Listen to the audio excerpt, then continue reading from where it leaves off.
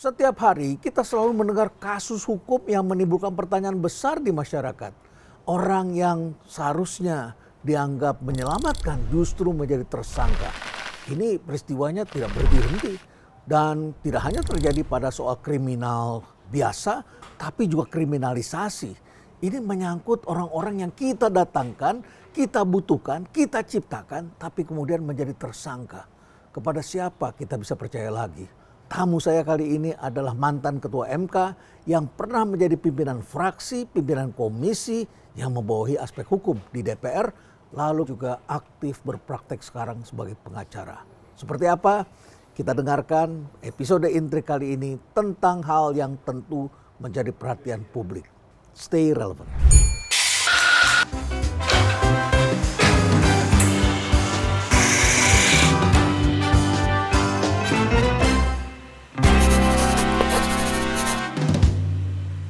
Prof. Hamdan Sulfa, ya. Selamat datang di Cafe Berisi. Makasih, makasih. Wah, terima kasih. Ini jauh-jauh datang, harus sebentar pergi keluar kota, balik lagi ke sini, dan sekarang kita bicara tentang logika hukum. Anda pernah menjadi hakim MK dan juga kemudian menjadi ketua MK. Dan Anda sekarang melihat kondisi seperti ini. Logika hukum terbalik-balik. Sekedar sebagai intermezzo saja ya, ada kasus orang yang mengejar penjamret, yang menjamret istrinya, itu malah kemudian dipasangin GPS, dijadikan tersangka. Ribut di Indonesia. Guru yang menasehati murid yang tidak menolong teman-temannya di kelas. Bahkan kemudian juga diadukan hari ini. Lalu kemudian juga kasus-kasus dalam bisnis. Eksekutif dicari oleh Menteri BUMN. BUMN mencari pengusaha yang bisa mensupport mereka. Lalu kemudian ternyata mereka kebingungan. Karena mereka kemudian menjadi tersangka.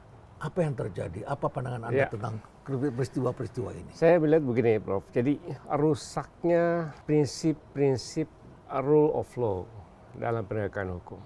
Ini rusak oleh apa? Pertama, apa yang berkembang sekarang termasuk kekhawatiran saya adalah populisme penegakan hukum. Itu bersumber dari populisme politik. Yang penting bagaimana mendapatkan tepuk tangan dari rakyat, kesenangan dari rakyat. Voting dan apa yang istilahkan dengan post-truth. Jadi kebenaran tidak lagi menjadi isu yang paling pokok. Rule of law tidak menjadi isu yang paling pokok. Tapi bagaimana populisme dan tepuk tangan ini diperoleh. Itu persoalan besar. Jadi ini masuk ke hukum sekarang ya? Udah masuk ke hukum. Jadi populisme sekarang tidak dalam politik lagi, tapi sudah masuk ke hukum. Saya berikan contoh ya. Untuk apa menayangkan uang satu kamar? Padahal orang semua tahu. Itu uang bisa ditunjukkan jumlahnya berapa. Tidak boleh ditayangkan di jumlah yang begitu besar. Itu termasuk pendekatan populisme hukum. Dijejerkan kemudian seakan-akan jadi besar. Memang besar sih. Memang besar, tapi kan tapi setiap saat begitu lakonnya sama tapi setiap saat begitu. Jadi kenapa dari dulu juga tidak begitu? Dulu juga bukan peristiwa yang pertama yang korupsi besar gitu. Ada banyak korupsi besar yang lainnya, tapi pendekatan tidak seperti itu, biasa saja. Ini yang saya katakan bahwa ini adalah populisme dalam penegakan hukum, dan ini berbahaya kalau itu hukum dijadikan tools of politics. Jadi bukan lagi tools of justice. Hukum itu kan tools of tool of justice untuk keadilan. Tapi tools of politik itu bahaya, dan apa yang dikatakan oleh seorang ahli hukum dari Inggris yang namanya Tamanaha, itu adalah the truth of rule of law, menjadikan hukum a tools of politics. Kalau Pak Amin Sunaryadi mengatakan dari Law Enforcement Agency menjadi Law Entertainment Agency. Anda setuju? Sudah mirip-mirip. Itu ucapannya Pak Amin Sunaryadi. Saya setuju, itu sama. Itu sama berkaitan dengan populisme dalam penegakan hukum. Dan ini berbahaya. Bukankah masyarakat memerlukan yang kayak gitu-gitu kan? Kalau nggak nonton juga kan? Masyarakat tentu senang. Karena masyarakat berharap, ini ternyata orang-orang besar ini dapat nih. Ini ikan besar yang diperoleh ini. Tapi masalahnya, sangat setuju dengan peroleh ikan besar. Tapi diteliti secara lebih mendalam, apakah sudah memenuhi rule of law apa enggak? Nah itu menjadi masalahnya. Nah rata-rata, ambil dulu, tangkap dulu, tersangkakan dulu, sementara prosedur rule of law-nya tidak jalan.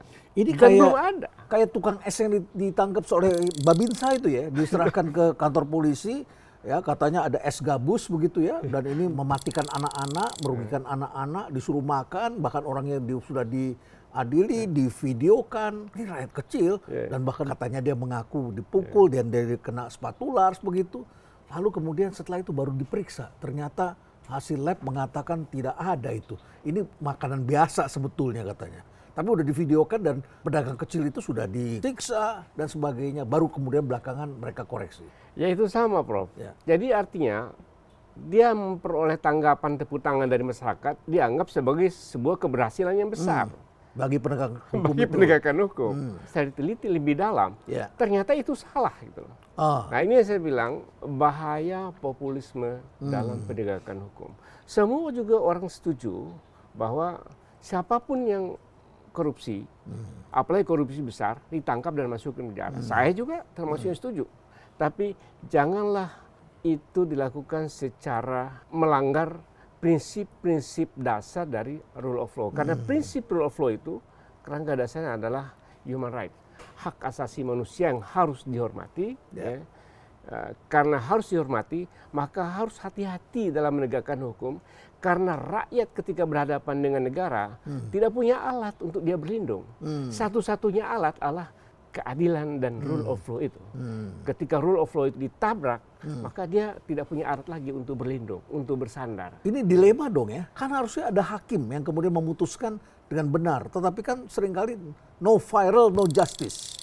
Jadi orang akhirnya... Nah ini masih ada kaitannya, Prof. Akhirnya kan yang pihak lawan kan juga akhirnya membuat juga supaya viral. Mengimbangi law of entertainment tadi kan. Pada akhirnya kan hakim takut untuk menjatuhkan hukuman yang berbeda dengan yang viral. Ya. Itu post-truth tadi. Post-truth. Nah, jadi takut menjatuhkan hukum yang di luar itu karena ini sudah menjadi kebenaran umum bahwa itu yang benar. Karena populisme dalam penegakan hukum. Jadi sekarang hukum sudah menjadi semuanya harus viral. Ini kan ada beberapa hal juga yang ini komentar-komentar yang saya baca yang masuk ya, mengatakan kita tadinya melihat ada ramai yang entertainmentnya itu ditayangkan, kemudian pihak kejaksaan maupun KPK atau polisi menyebutkan kasusnya adalah A, tapi begitu di sidang kok kita lihat kok lain lagi kasusnya, berbeda. Anda punya nggak kasus? Saya contoh. Ya. Contoh dalam kasus Pertamina ini. Ya, Pertamina. Kasus Pertamina. Ini lagi rame nih setelah Ahok bicara kemarin. Ya. Jadi rakyat sangat senang bahwa sudah terjadi korupsi di Pertamina yang mencapai kerugian negara hampir 1 kuadril rupiah. 900. Berhasil diungkap oleh jaksa. Berhasil diungkap oleh jaksa. Ya. Tentu rakyat senang. Dan akhirnya apa yang terjadi? Terjadi oplosan di Pertamina dan semua rakyat tidak suka dengan Pertamina dan bahkan tidak mau beli di pom bensin di Pertamina. Ya, termasuk supir saya tiba-tiba mengatakan jangan ke situ Pak, kita pindah aja ke yang swasta. Semua. Ya. Jadi Pertamina, pom bensin Pertamina jadi kosong Pak. Ya.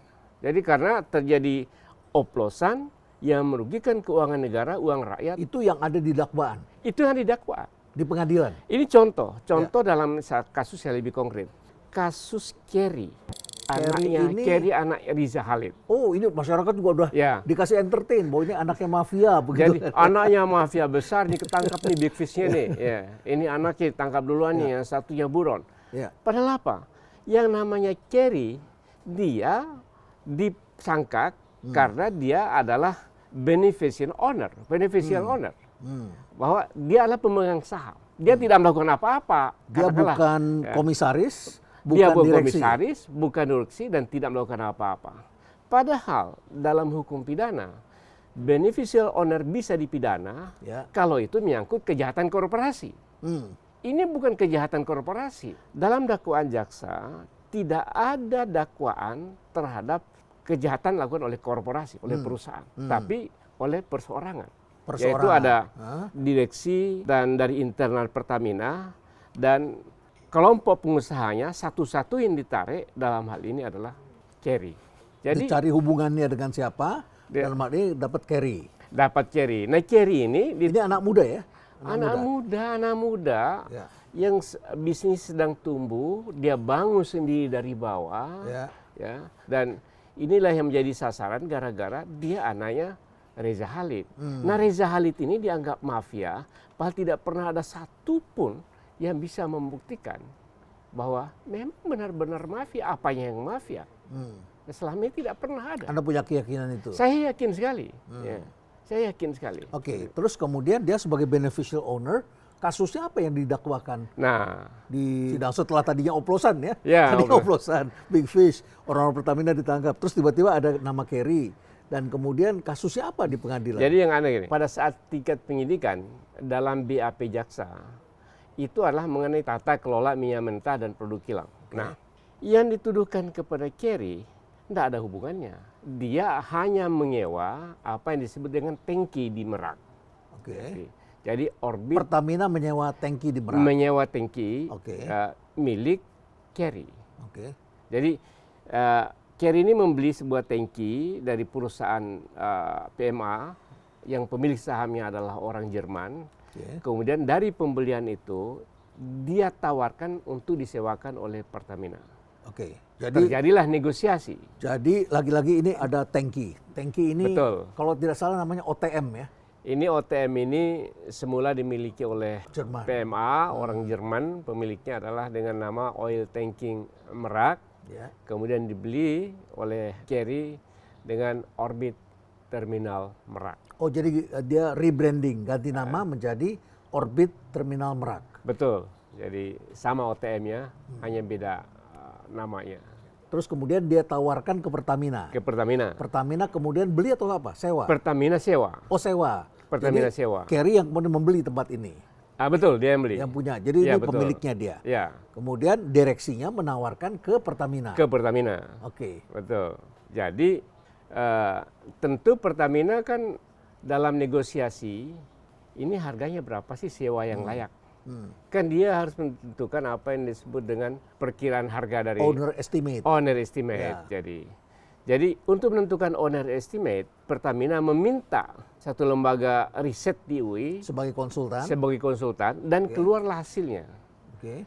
Hasilnya ada 3 range, yang paling tinggi, kemudian yang middle, kemudian paling rendah. Oh, ini harga. Harga sewa. Perkiraan harganya Ya. berapa nih? Nah, oleh Pertamina berdasarkan transaksi dan negosiasi bisnis, diambillah yang tengah.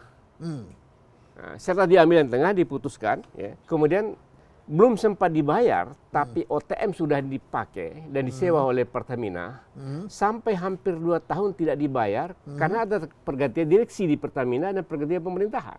Direksi yang baru enggan untuk membayar. Oh, ini ketinggian nih harganya. Oleh karena itu dilakukan review. Review oleh internal Pertamina dan meminta pandangan dari BPKP.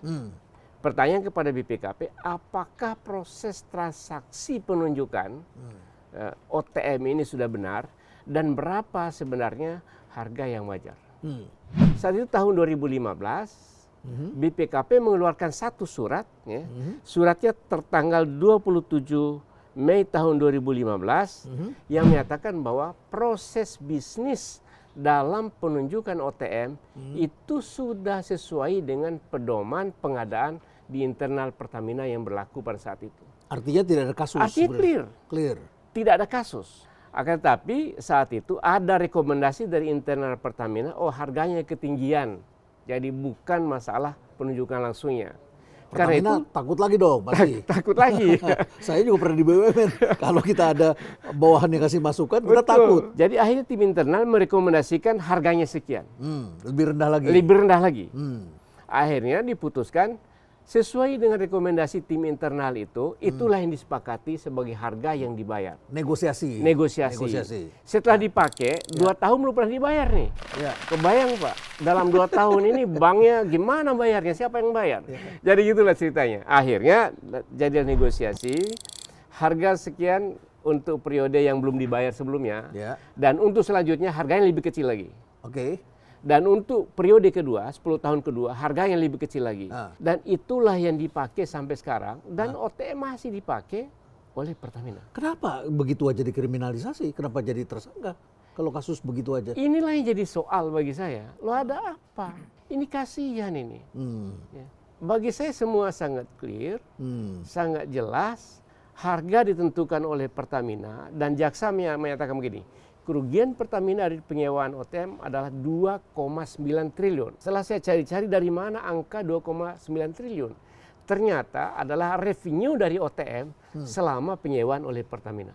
Oh, itu dijadikan nilai kerugian itu negara. Kerugiannya. Padahal negara juga belum bayar. Padahal negara belum bayar, padahal negara pakai. Dan Pertamina sendiri udah negosiasi dibikin lagi yang lebih rendah lagi. Betul. Oh. Dan dia pakai. Oke. Sampai sekarang masih pakai. Makanya saya rame pertanyaan begini. Sekarang masih pakai oleh Pertamina. Dan OTM masih mengeluarkan invoice untuk dibayar dan Pertamina bayar. Sebentar. Kalau ini jadi kasus dispute kan disita oleh kejaksaan. Ya. Berarti kan harus frozen kan barang itu kan. Tidak boleh dioperasikan. Nggak begitu? Bahaya kalau tidak boleh dioperasikan. Oh, Karena ini menyangkut cadangan operasional Pertamina. Dan ini adalah satu tangki yang sangat strategis yang kalau di stop sama sekali justru rugi negara itu besar kalau sekali. direksinya ditangkap, pemiliknya ditangkap, siapa yang mau operasikan? Diambil alih oleh Manajemennya?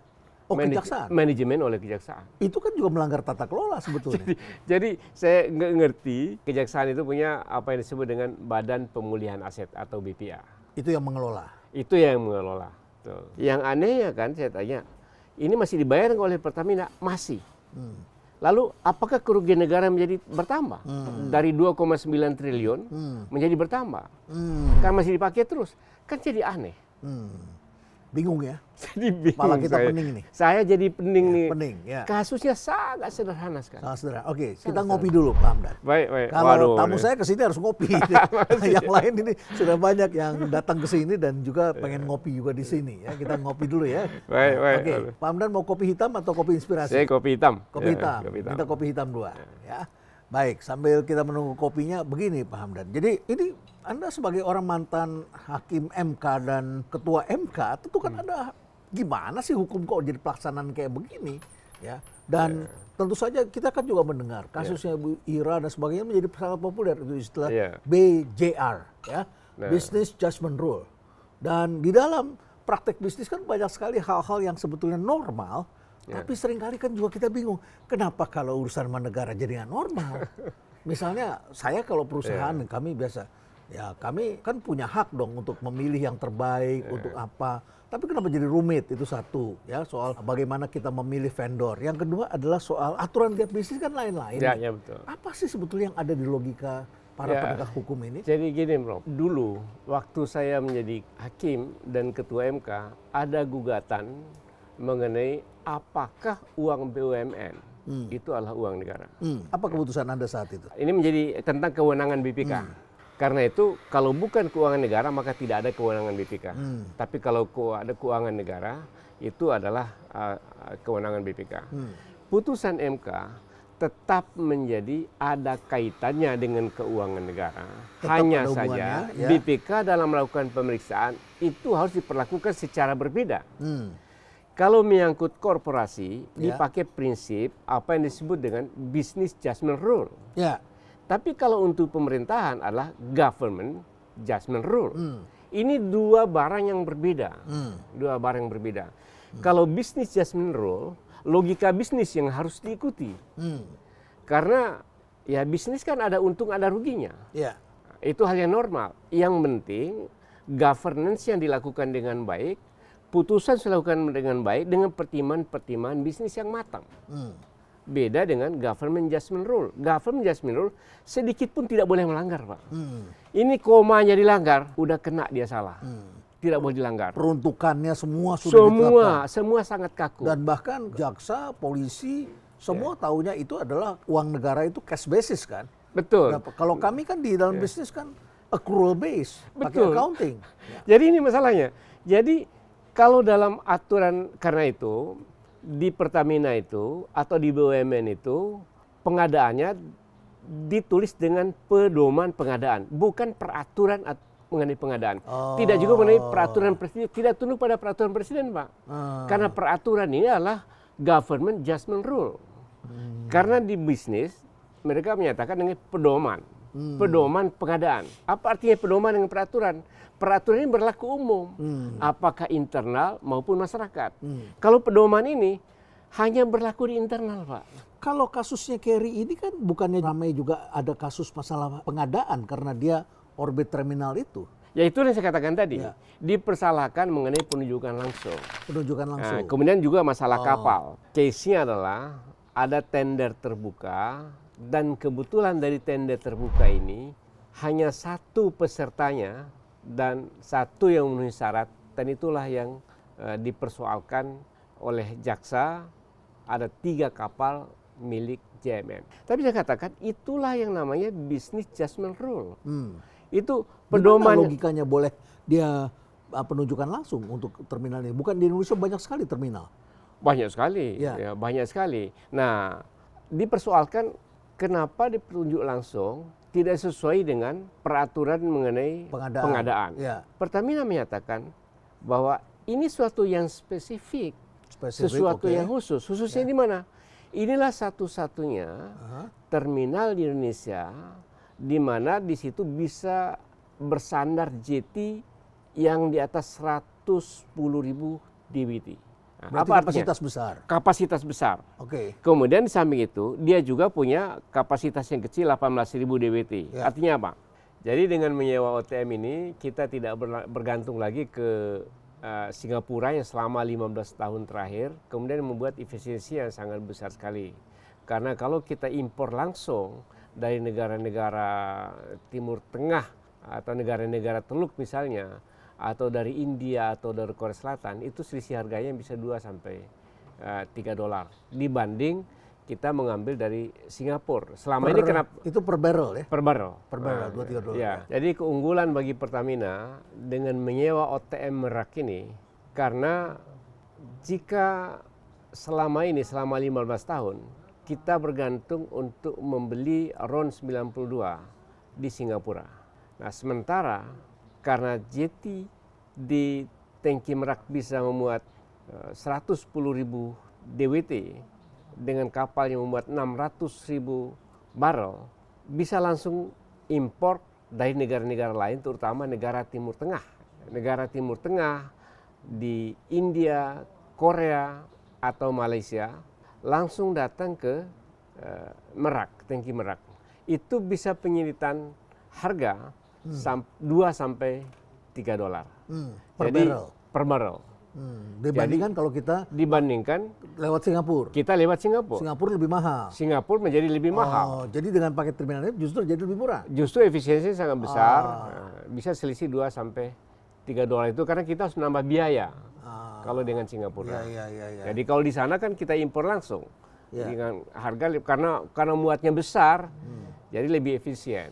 Jadi tidak dengan kapal-kapal Ya. kecil. Sehingga penghematannya bisa mencapai berapa? Kalau 2-3 dolar kita terus kemudian membawa lewat situ kan kita bisa dapat berapa tuh keuntungan dari logistik saja itu Ya kan jauh lebih murah ya. kalau dihitung-hitung keuntungannya bisa 145 miliar per bulan. Per bulan. Per bulan. Itu efisiensi yang bisa dicapai. Efisiensi. Dan kalau dihitung selama 10 tahun, Ya. 10 tahun penyewaan oleh Pertamina, maka efisiensi menjadi 17,4 triliun. 10 dikali 12 10 kali 12 tahun, bulan. 120 dikali 145 miliar. Betul. Itu hitungan Anda tuh 17,45. ya bisa kita bayangkan sih. Ya. Saya pernah mimpin dulu ada kuliah namanya Competitiveness of Nation. Ya. Itu dulu kami bekerja sama dengan Harvard dengan Prof. Michael Porter. Ya. Dan memang negara harus mencari cara supaya bisa kompetitif. Betul. Dan salah satunya adalah infrastruktur yang lengkap begitu. Ya. Ya, ini keputusan bisnis yang sangat bagus sekali sebenarnya. Ya, ini dalam rangka efisiensi dan kompetitif itu. Ya, jadi jauh sekali panggang dari api yang tadinya adalah oplosan ternyata Jauh sekali nggak ada sewa terminal. oplosan, Tapi nggak nilainya ada. jadi gede seakan-akan begitu ya. Jadi nilainya menjadi apa yang sangat luar biasa dalam rangka populis tadi, orang kaget tuh, gila sampai hampir 1 kuadril rupiah. Ternyata begini. Ternyata masalahnya ini. Ya. Kalau kita lihat posisinya, terminal ini berada di laut dalam yang bagus sekali sebetulnya. Sehingga kapal-kapal yang bisa masuk adalah kapal besar. Kalau besar betul. Kalau migas itu yang kapasitasnya sekitar 600.000 barrel tuh kalau Ya, tidak salah. betul. Ya? Betul. Dan itu kapal long range atau Aframax. Betul. Nah, Ya, jadi ini ya. penting sekali. Kalau dia kecil kan jadi nggak efisien. Apalagi belinya lewat Singapura. Ya. Tapi ini bisa langsung. Jadi perjalanan panjang, Ya. kemudian kita lebih efisien. Ya, selain itu di Terminal Merak ada 2 jeti. Jeti yang untuk kapal long range dan Aframax tadi. Aframax tadi. Kemudian ada yang kecil. Yang kecil itu juga untuk bisa. backloading. Untuk backloading. Untuk ke domestik. Ya untuk domestik. Jadi ambil minyak dari situ untuk distribusi ke dalam negeri ke domestik. Jadi dua-duanya bisa bersandar. Jadi saya bisa mengerti ya kenapa kalau kita ke Merak tuh banyak sekali truk-truk tangki. Rupanya dari situ ya. Iya. Yang distribusinya dari truk pun juga bisa masuk dan truk membawa itu ya tangki-tangki minyak itu ya. Dan saya kira keputusan Pertamina mengambil OTM ini keputusan yang sangat bagus sekali dan sangat tepat. Dan itu memberikan efisiensi yang sangat besar kepada Pertamina. Dan kita tidak lagi bergantung ke Singapura misalnya. Jadi ini memang sangat spesifik. Tidak ada tangki di Indonesia yang spesifik seperti ini. Kemudian dia besar. Ada 21 tangki. Dan bisa dipakai bersama-sama dengan untuk yang lain juga, untuk Shell, untuk AKR, untuk apa di situ bisa dipakai juga? Tidak bisa. Karena besar sekali kan? Tidak bisa karena Pertamina minta eksklusif. Oh. Jadi kalau sebelumnya yang perusahaan OTM yang Jerman itu dia tidak mau, dia tidak mau eksklusif. Dia ingin kapasitasnya terpakai lebih banyak. Betul. Tapi Pertamina minta eksklusif. Minta eksklusif. Minyak yang nasional aja. Ya, karena itu oleh pengusaha kalau eksklusif kasih minimum dong. Berapa minimumnya? Karena itu ditentukanlah throughput minimum. Jadi yang keluar dari OTM itu berapa? Setiap hari ada minimumnya karena dia eksklusif. Kalau tidak rugi dia. Iya. Nah, jadi gitu. Ya. Kopinya sudah datang, kita ngopi dulu. Ini ada Trujiva stevia. Berkenan kita coba. Wah, silakan Pak. Waduh, ini pemanis enak. alami yang selalu saya ceritakan karena kita ini ngeri dengan gula ini sekarang. Ini kan gula alami, jadi tidak mengandung kalori ya. Wah, stevia. ini keren nih. Ya, saya coba ya, berikan nanti bisa dilihat ya, ini kan. Ya, oke. Ini memang pemanis alami hanya dipakai 2-3 tetes, rasanya sudah oke, sudah manis ya, sudah cukup dan tidak mengandung kalori. Jadi tidak membuat kita jadi berlebih begitu. Ya. Nah ini kan juga menjadi perhatian publik ya kasus ini. Karena tadi juga ada entertainmentnya di depan. Jadi sampai sini kita ngeliat lagi. Tadi oplosan kita semua sudah menarik perhatian, termasuk saya bikin konten juga ya. Betapa, waduh Pertamina, kenapa sih seperti ini? Ini mafia begitu ya. Kita kan semua sudah terpengaruh dong ya. Aspek emosi kan, karena sekarang emosi masuk dalam percakapan sosial media. Kalau nggak percaya, lihat aja, kita kan bisa juga kasih love ya. Itu kan emosi, kasih love, kasih air mata gitu ya, komentar-komentar. Semua kita bisa saksikan. Tapi ternyata ketika di pengadilan, dakwaan jaksa berbeda dengan entertainmentnya tadi. Sangat beda sekali. Yang tadi entertainmentnya adalah seperti itu, kemudian dakwaannya tadi yang barusan nih, yang rumit itu tuh. Ternyata soal sewa terminal. Ternyata soal sewa terminal dan sewa kapal satu lagi. Ini kita belum sewa kapal. Ada lagi sewa kapal. Ada lagi. Jadi Kerry ini punya satu perusahaan yang namanya PT JMN. Dia punya 3 kapal. Ada tender terbuka. Inilah yang dipersoalkan oleh jaksa. Padahal di Pertamina itu untuk mencari kapal itu bukan hal yang mudah. Ini persis seperti omongan Ahok nih kemarin. Emangnya gampang sewa kapal begitu ya? Karena kapal itu kan ada segala macamnya. Bayangkan Bro, di Pertamina itu dalam setahun menyewa 270 kapal. Ya, setahun itu. Itu hanya untuk kapal-kapal besar. Ya. Belum lagi untuk apa? Untuk distribusinya. Untuk tongkang apa sekalian kecil-kecil itu mencapai 800 kapal. Dan tender hanya selesai dalam 2 sampai 4 hari. Dan itu banyak sekali terjadi relaksasi. Karena ketika PT PIS ini ada pesanan untuk pengangkutan dari customer, tentu kan dia mengadakan kapal. Yang customer sudah menentukan, harus masuk tanggal sekian ya, bulan sekian ya, ini sekian jumlahnya. Kan dia harus segera mencari kapal. Nah kapal ini terbatas. Karena itu sering sekali di internal Pertamina melakukan relaksasi dalam pengadaan kapal ini. Tapi itu dibolehkan? Ya dibolehkan. Semua aturan Pertamina membolehkan itu, tidak ada masalah. Gitu. Karena Indonesia ini sangat tergantung pada impor minyak. Dan memang salah satu tekanan pada rupiah kemarin itu ketika Donald Trump itu bikin statement, kebijakannya berubah.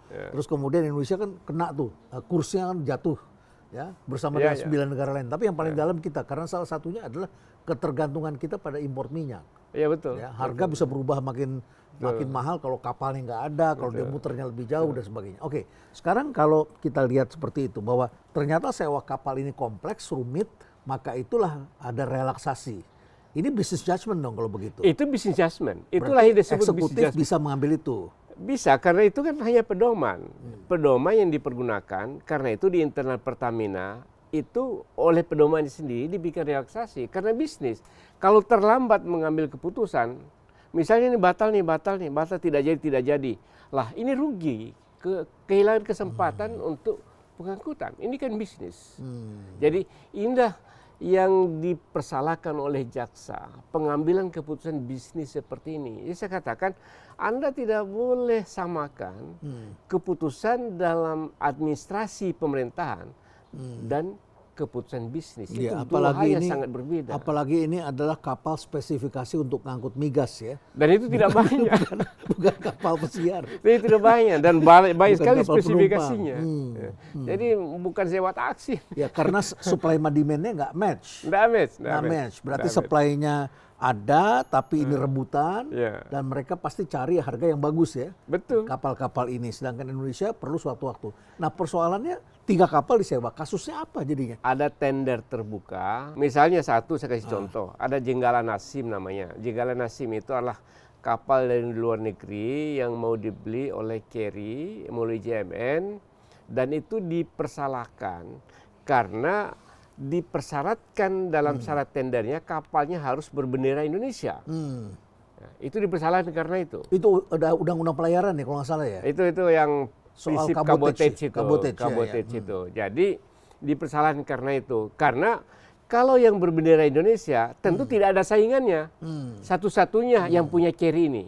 Ada satu yang di Indonesia tapi sudah sangat tua. Ya. Nah, dipersalahkan, oh Anda sengaja ini membatasi harus berbendera Indonesia karena tidak ada saingannya. Lah, ini berbendera Indonesia bagi Pertamina adalah sebuah kebanggaan. Satu, itu nasionalisme. Kemudian yang kedua, bisa dipakai dalam negeri.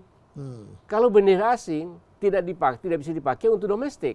Nah, harapannya kan ini makin terbatas. Ya, karena time charter, karena dalam jangka waktu tertentu, maka kalau ada kebutuhan untuk pengangkutan dalam negeri, ini bisa dipakai. Saya coba pakai logika jaksa. Kalau saya menangkap orang yang melakukan kasus korupsi, dalam pikiran saya ini harga pasti lebih mahal dong.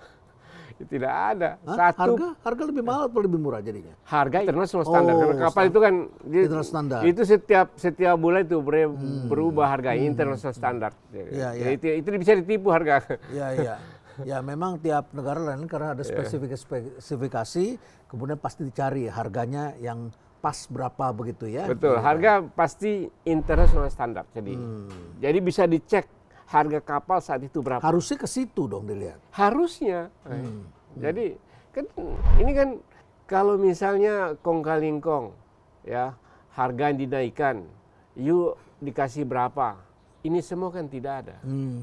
Yang kemudian yang kedua, harga yang ditentukan oleh Pertamina dan diterima oleh JMN, ya harga standar.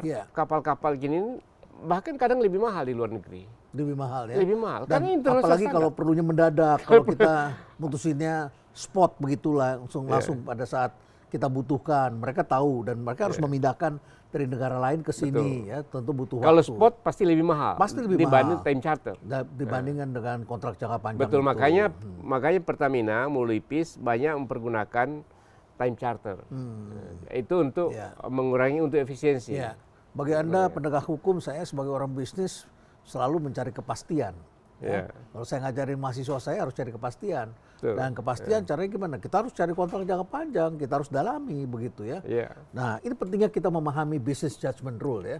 Masih ada harapan sih sebetulnya. Ini kan jaksa menuntut, ya. Terus kemudian nanti kan ada hakim yang memutuskan. Ada hakim. Harapan kita kan pada hakim nantinya. Hakimnya bisa membaca ini.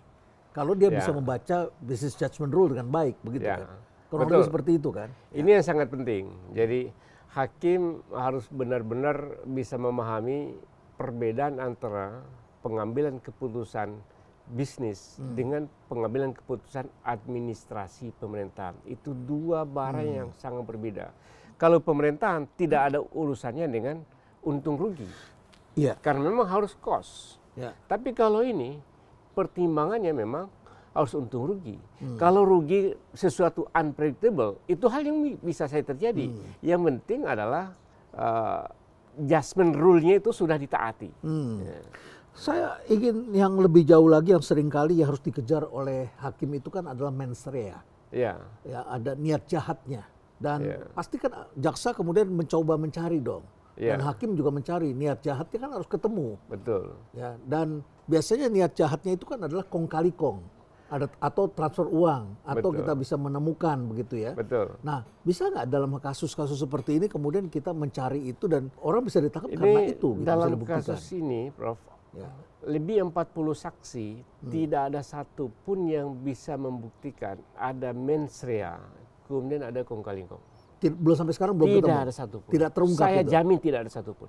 Karena saya ngikuti persidangan. Oke. Ada jargon dalam hukum itu apa? Lebih baik Lebih baik membebaskan. membebaskan 1000 orang yang bersalah daripada menghukum satu orang yang tidak bersalah. Ini jargon Itu yang jargon lama yang kita sudah kenal. lama. Ya. Karena itu menunjukkan kehati-hatian. Hati-hatian. Dalam beberapa hal yang saya baca dari kasus ini, ada persekongkolan karena tadinya ini milik orang Jerman.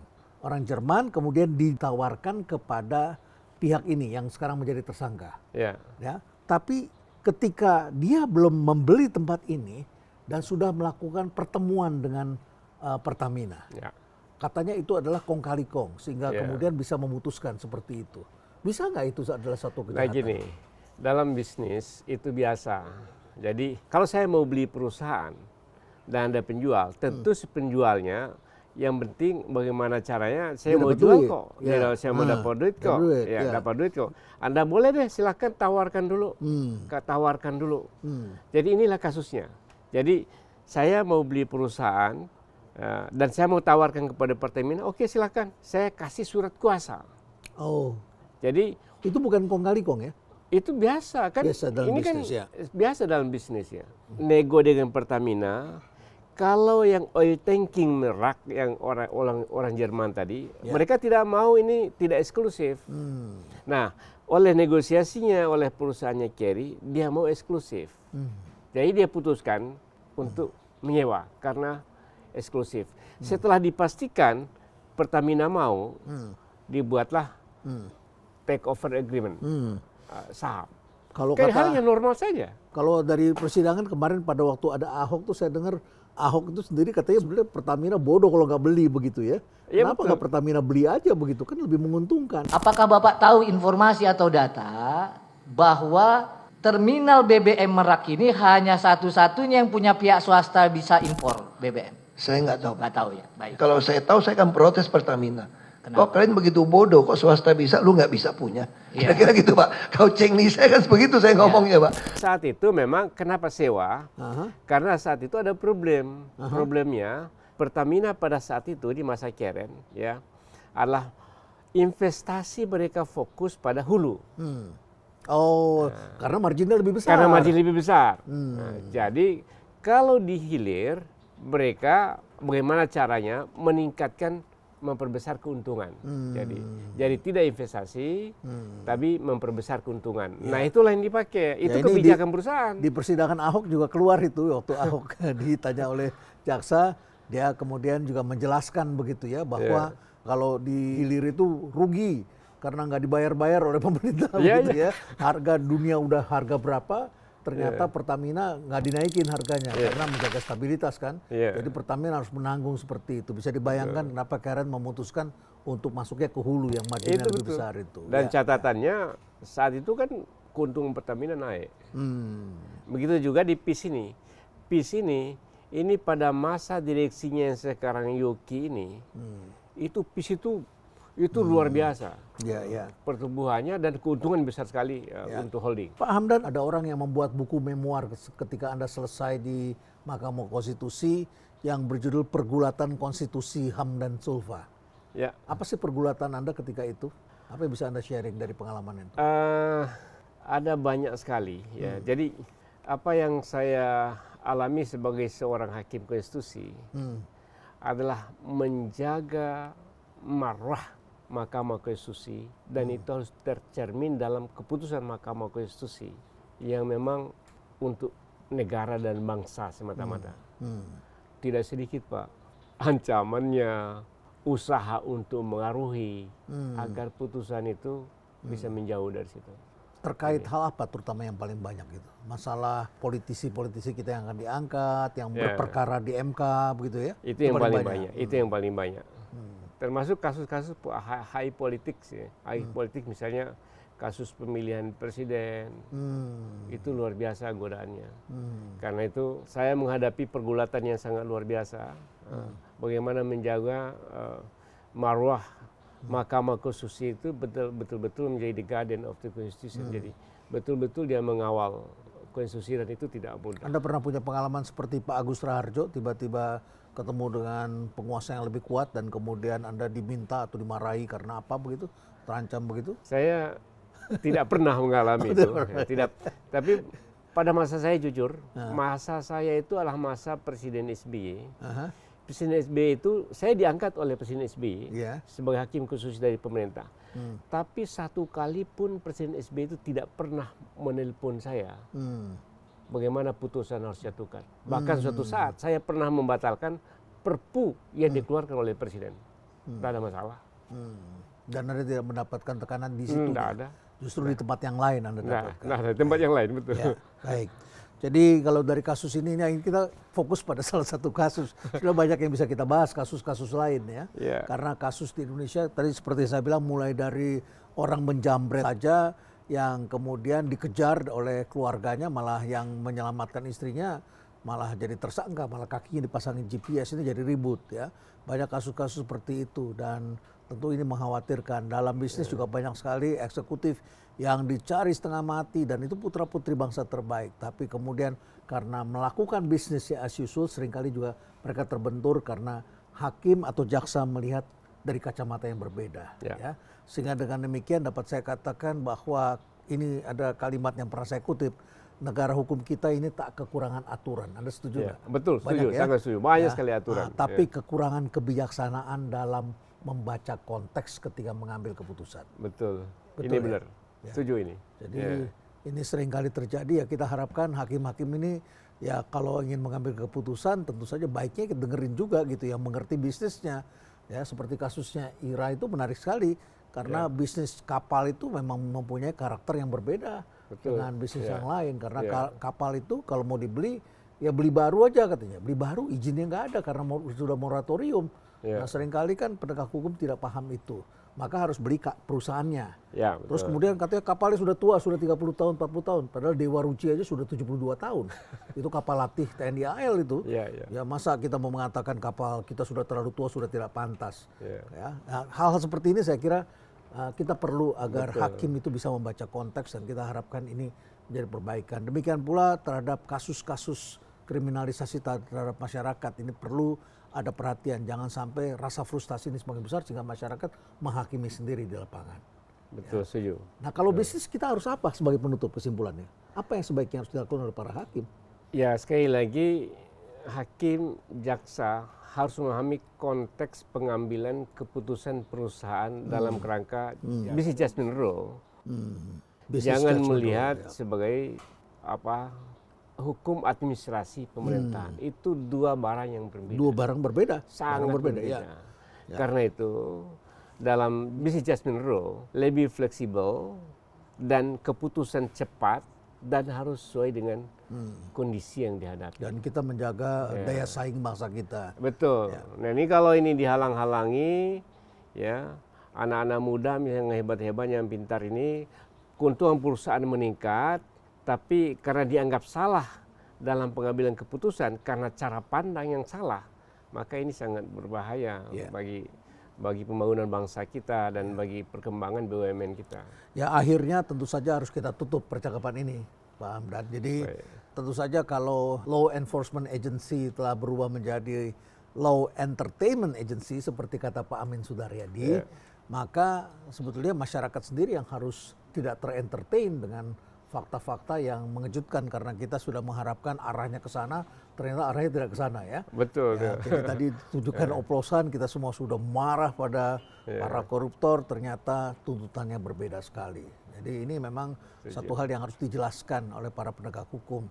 Gimana dong kita memahaminya? Karena penegak hukum perlu dukungan pula dari masyarakat dan masyarakat perlu membebaskan negeri ini dari praktek-praktek kejahatan. Kita sangat mendukung ya pemberantasan korupsi, tapi jangan sampai sebaliknya terjadi. Sangat mendukung ya. Ya, Gimana jangan pun sampai, juga ya. korupsi itu adalah penyakit Ya. dalam negara yang harus diatasi. Tapi jangan sampai memberantas korupsi dengan cara-cara yang salah. Secara yang salah dan dapatnya orang yang tidak bersalah. Pak. Dapatnya orang yang tidak bersalah. Itu yang kita mesti hindari. Itu harus dihindari. Ya, baik.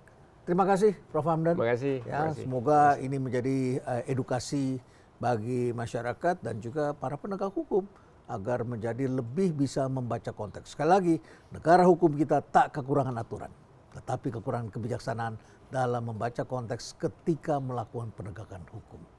Stay relevan.